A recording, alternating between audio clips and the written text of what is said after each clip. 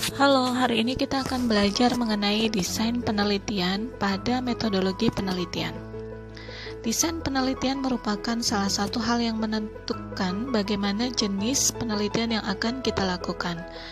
Jenis penelitian terdiri dari beberapa macam, berdasarkan tujuannya dibagi menjadi eksploratif, pengembangan, dan verifikatif. Berdasarkan tingkat analitis dibagi menjadi deskriptif dan analisis, dan berdasarkan ada tidaknya perlakuan dibagi menjadi penelitian eksperimen dan penelitian yang sifatnya mengobservasi.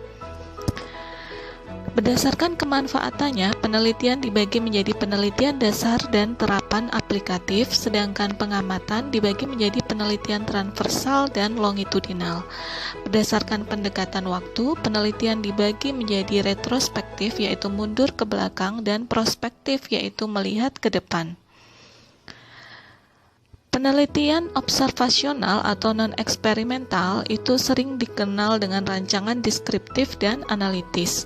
Sedangkan penelitian eksperimental itu terdiri dari rancangan biomedik, yaitu dengan uji kultur, kemudian uji klinik dengan menggunakan human, dan epidemiologik.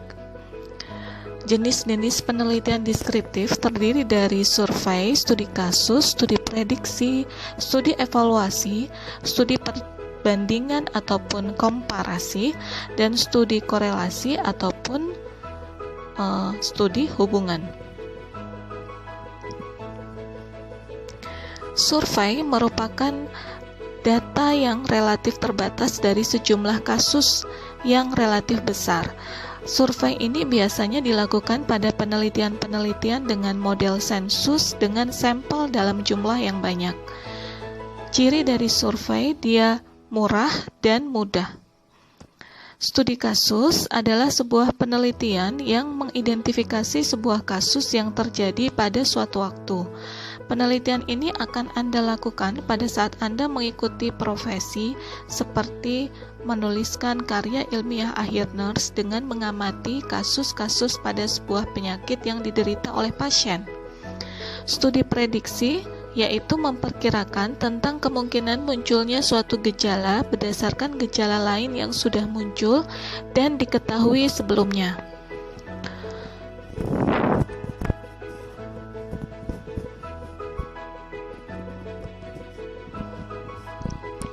Penelitian yang merupakan studi evaluasi yaitu mengukur hasil atau dampak suatu program ataupun aktivitas. Penelitian ini biasanya dilakukan ketika kita berusaha mengevaluasi program pemerintah, misal pelaksanaan BPJS ataupun pelaksanaan Posyandu. Penelitian studi analisis dokumen yaitu penelitian yang menggunakan model dengan menggunakan bahan berupa dokumentasi seperti rekam medik. Penelitian ini sangat murah dan bisa mencakup data dalam jumlah waktu yang panjang dengan menggunakan beberapa tahun ke belakang. Penelitian cross-sectional study adalah penelitian yang dilakukan pada suatu waktu.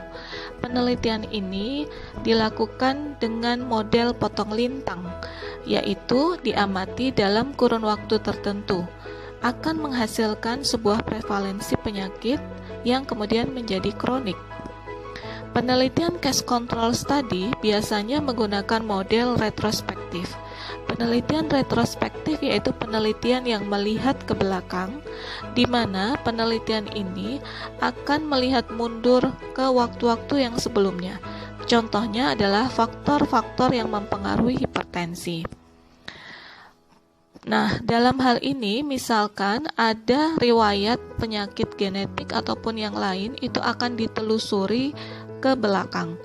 Sehingga penelitian ini akan membutuhkan wawancara mendalam untuk menuju mendapatkan data yang kita inginkan. Penelitian berikutnya yaitu penelitian observational analitik yang kita kenal dengan cohort. Model cohort ini merupakan penelitian prospektif yang berusaha untuk melihat sebuah kasus sampai ke depan.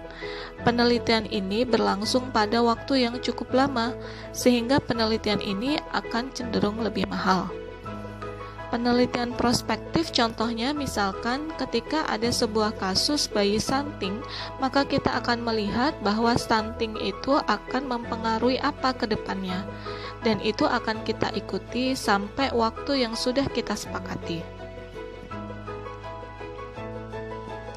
Ini adalah rangkuman untuk membedakan mengenai studi potong lintang atau cross-seksional, studi kasus kontrol ataupun retrospektif, dan studi kohort ataupun prospektif. Anda bisa melihatnya pada bagan-bagan yang sudah tersedia di dalam video ini. Nah, yang kedua adalah variabel penelitian.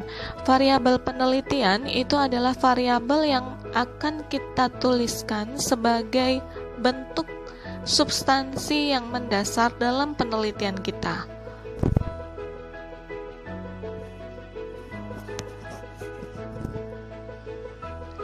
Variabel adalah suatu ciri atau sifat karakteristik atau keadaan yang melekat pada beberapa subjek, orang, atau barang yang dapat berbeda-beda intensitasnya, banyaknya, atau kategorinya. Apabila mendapatkan data yang beragam, maka hal itu disebut sebagai variabel. Contohnya, apabila ada variabel motivasi, maka akan ada ragamnya, yaitu motivasi tinggi maupun motivasi menengah. Jenis kelamin pun juga beragam, yaitu ada lelaki dan ada perempuan. Begitu juga produktivitas dan penghasilan. Semuanya itu berupa variabel. Variabel berbeda dengan data. Variabel adalah objek penelitian atau titik perhatian, sedangkan data itu merupakan hasil pencatatan penelitian, baik fakta maupun angka. Anda jangan sampai terbalik memahaminya ya. Variabel terikat versus variabel bebas. Variabel terikat adalah variabel yang nilainya dipengaruhi atau tergantung oleh satu atau lebih variabel bebas. Sedangkan variabel bebas merupakan variabel yang nilainya dapat mempengaruhi variabel lain. Silahkan Anda identifikasi variabel terikat dan bebas Anda. Variabel pengganggu itu didefinisikan sebagai variabel yang secara teoritis mempengaruhi hubungan variabel yang sedang diteliti, tetapi tidak dapat dilihat, diukur, dan dimanipulasi. Silahkan Anda identifikasi variabel pengganggu pada penelitian Anda. Hubungan antar variabel itu sering kita lakukan dalam bentuk bagan ataupun gambar. Hubungan antar variabel terdiri dari beberapa jenis.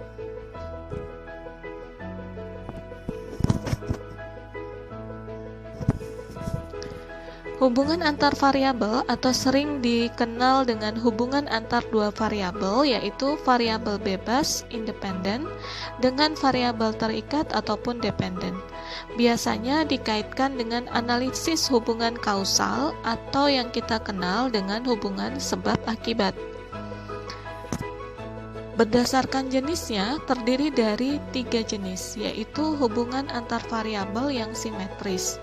Disebut simetris itu disebabkan karena variabel terikat dan variabel yang lain itu sama-sama berdiri sendiri dan tidak saling berhubungan dengan yang lain. Hubungan timbal balik adalah hubungan di mana suatu variabel dapat menjadi sebab dan akibat dari variabel lainnya. Contohnya, motivasi dapat mempengaruhi prestasi dan prestasi pun dapat mempengaruhi motivasi. Yang ketiga adalah hubungan asimetris. Hubungan ini merupakan di mana variabel dapat mempengaruhi variabel yang lain. Lazim terjadi ada pada penelitian. Terima kasih.